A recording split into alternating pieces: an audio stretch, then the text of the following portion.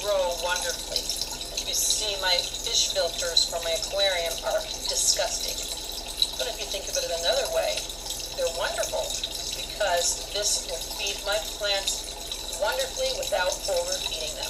Hello, this is Gail Gates, and I'm your pond plant girl. Thanks for coming by. Hey, we've got lots of things going on, and we're going bananas. Hey, let's take a look at the New York gardener and what he has to say about his banana trees. You know, pretty much lost all of its leaves from last year and cut them all off. And now this one leaf was one that grew over the winter, and I think it grew about 3 leaves over the winter. And now, since it's been in the ground about 10 days now, it has these 2 other new leaves growing.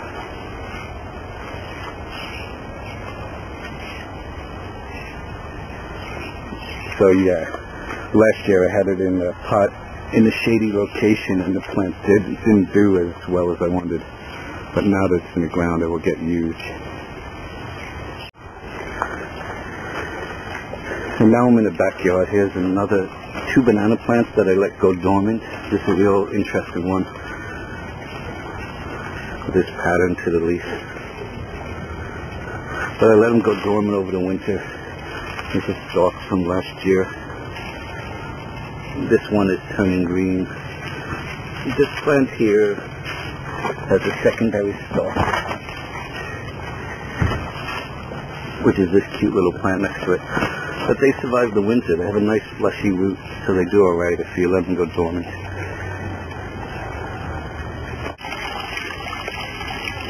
The pond is doing great.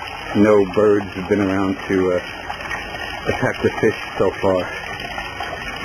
At least as far as I know, anytime I'm home, I never see anyone, any predators.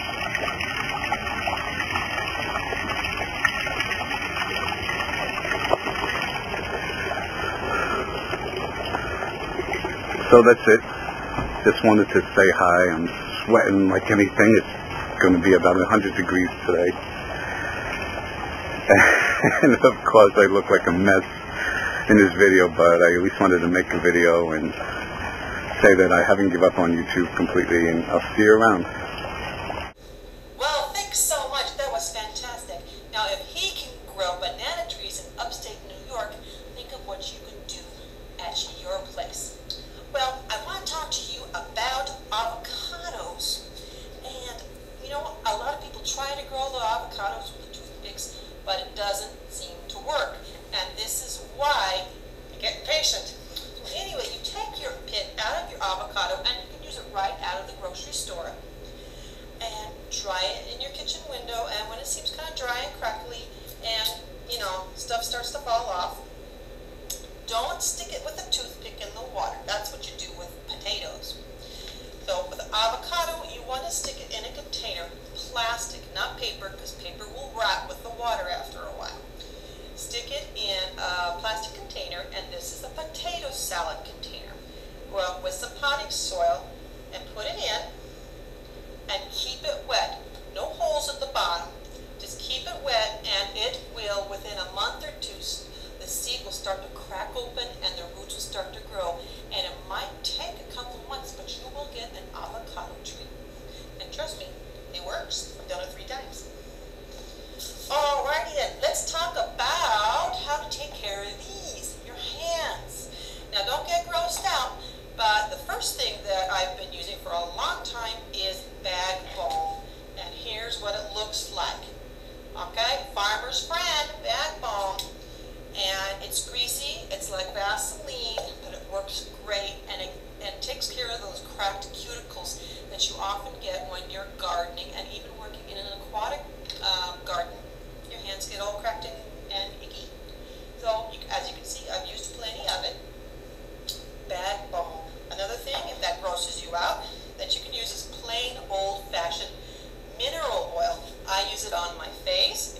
It's organic. There's no chemicals. It's wonderful. Mineral oil on your face, your hands. I use it all over my body. Now you'd say, oh, why don't you use baby oil? Well, baby oil is not nearly as good as mineral oil. Trust me, and it's fantastic.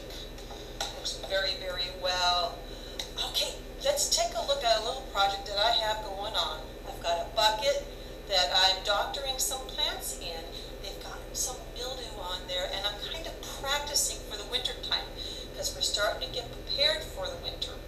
And I got it back over here, so let's take a look. Alrighty then, in here, as you can see, I've been kind of practicing with some water hyacinth and been nursing some black magic tile back to health.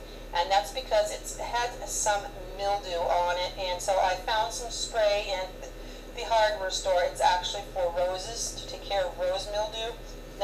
It's supposed to be organic, and it seems to be helping, and now my black tile is coming back to health. But what I've done is, of course, we're all believing in recycling.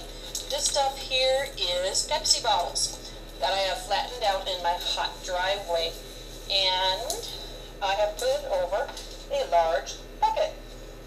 And so I don't know, in all my plants I'm practicing on how to keep plants indoors. And so this is my little terrarium that I'm using, and I've got a little fluorescent light right here.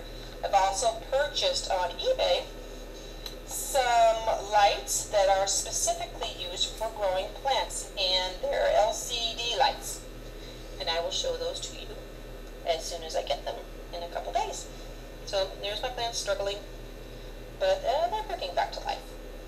Well, that was my attempt at making some sort of a terrarium, but now that I have a better idea of what I'm doing, I'm going to collect all my Pepsi bottles after they're empty, of course, cut them out, flatten them in my driveway, and take one of those big torchy lighters and glue them all together just with the heat of the lighter, and it'll work.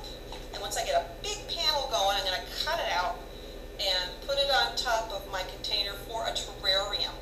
And that should work pretty good. And I'm practicing a little bit before I kill all my plants this winter and seeing if I can keep them over the winter. And this has been my little thing I've been doing. So I was thinking, it's better to practice than to kill them all at the same time. And that way, by the winter time, maybe I know what I'm doing. Anyway, before I incriminate myself too much, my plants have been suffering, the ones indoors, from mildew. And please, if you have pond plants, I'm just talking about aquatic plants. If you have pond plants, please do not use soap-based insecticide. If you have aphids or mildew, there's other things you can use. And I bought this at the hardware store, and it is called Green Light Rose Defense. And oftentimes, cures for roses works very well for pond plants. And this kills aphids, spider mites, and powdery mildew, which I've been using on my plants, and it's actually working pretty good. And so I'll be watching them coming back to life, and excited about that.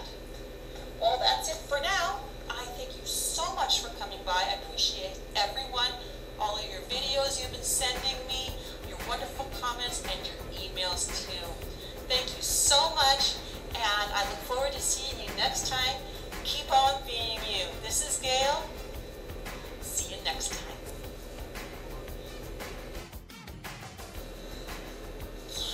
I don't know what to say. Well, a good rule to keep is for pond plants, think of how you would take care of the